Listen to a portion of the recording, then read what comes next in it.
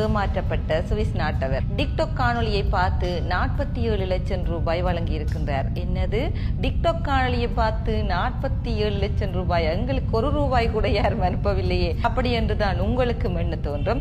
ஆனால் இந்த சம்பவம் நடந்திருக்கின்றது. 25 வயதுடைய பெண்ணின் டிக்டாக் காணொலிகளை 52 வயதான சுவிஸ் நாட்டவரின் வாட்ஸ்அப் இலக்கத்திற்கு தொடர்ந்து அனுப்பி வைத்திருக்கின்றார் ஒரு பெண். யார் இவர் என்று சுவிஸ் நாட்டவர் தேடிய பொழுது ஏற்கனவே அறிமுகமான ஒரு பெண் தான் என்று அவர் நம்பி இருக்கின்றார்.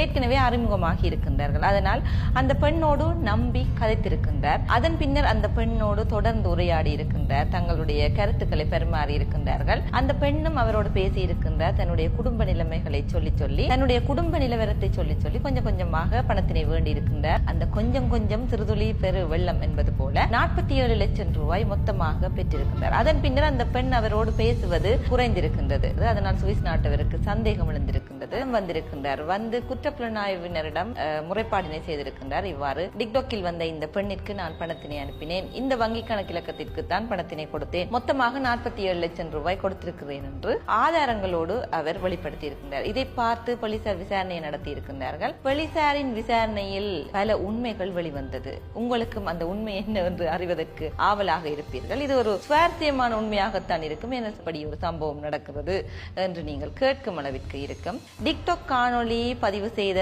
அந்த பெண்ணிற்கும் அந்த பணத்தினை பெற்றவருக்கும் சம்பந்தமே இல்லை என்று டிக்டாக் காணொலியை வெளியிட்ட அந்த பெண் கூறியிருக்கின்றார்.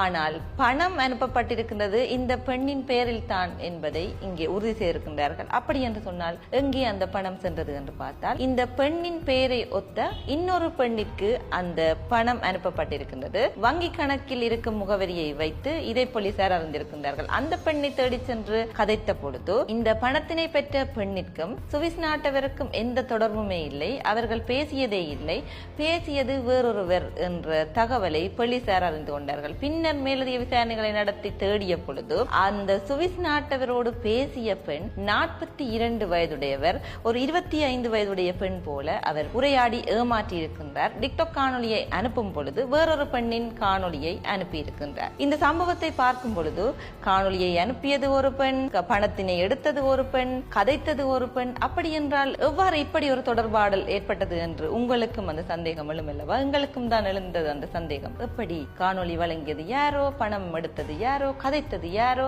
அதுவும் 42 வயதுடைய பெண் தான் கதைத்திருக்கின்றார். என்ன நடந்தது என்று பார்த்தால் இந்த மூவருமே நண்பர்களாக இருக்கின்றார்கள். சுவிஸ் நாட்டவரை சுவிஸ் நாட்டவரோடு ஏற்கனவே அறிமுகமாகி இருந்திருக்கின்றார்கள். அதன் பின்னர் தான் இவர்கள் திட்டமிட்டு அவரை ஏமாற்றி இருக்கின்றார்கள் என்ற உண்மை தெரிய வந்து நீதிமன்றத்தில் முன்னிலைப்படுத்தி பணத்தினை மறுபடி கொடுப்பதாக ஒப்புக்கொண்டதை அடுத்து அவர்கள் விடுவிக்கப்பட்டிருக்கின்றார்கள் என்று செய்தி வெளியாகி இருக்கின்றது. இதை ஒரு செய்தியாக பார்க்க முடியாது. இவ்வாறு போலியானவர்களை நம்பி ஏமாந்தது இந்த ஒரு சுவிஸ் நாட்டவரா, அல்லது ஆண்களை பெண்கள் தான் ஏமாற்றுகிறார்களா என்றால் இல்லை. இவ்வாறு டிக்டாக் காணொலிகளை பார்த்து அல்லது ஏனைய சமூக வலைத்தளங்களில் வரும் காணொலிகளை, புகைப்படங்களை பார்த்து ஏமாறும் ஆண்களும் இருக்கின்றார்கள், ஏமாறும் பெண்களும் இருக்கின்றார்கள். பணத்தினை கொடுத்து, ஏன் வாழ்க்கையை கொடுத்து ஏமாந்தவர்கள் இருக்கின்றார்கள். அதனால் தீர விசாரித்து நல்லவர்களா உண்மையானவர்களா என்று அறிந்து பழகுங்கள். இந்த காலத்தில் உண்மை என்பது தொலைந்து கொண்டே இருக்கின்றது. அந்த வகையில் 3 பெண்கள் இணைந்து புலம்பெயர்ந்த தேசத்தில் இருக்கும் ஒருவரை ஏமாற்றி இருக்கின்றார்கள் என்பது வேதனையான பதிவாகத்தான் இருக்கின்றது. இந்த விடயத்தை நாங்கள் ஏன் உங்களுக்கு தருகிறோம் என்று சொன்னால், சமூக வலைத்தளத்தில் இருக்கும் உறவுகள் நீங்கள் விழிப்பாக இருக்க வேண்டும். இவ்வாறு ஏமாற்றுபவர்கள் ஏமாற்றிக் கொண்டுதான் இருப்பார்கள்.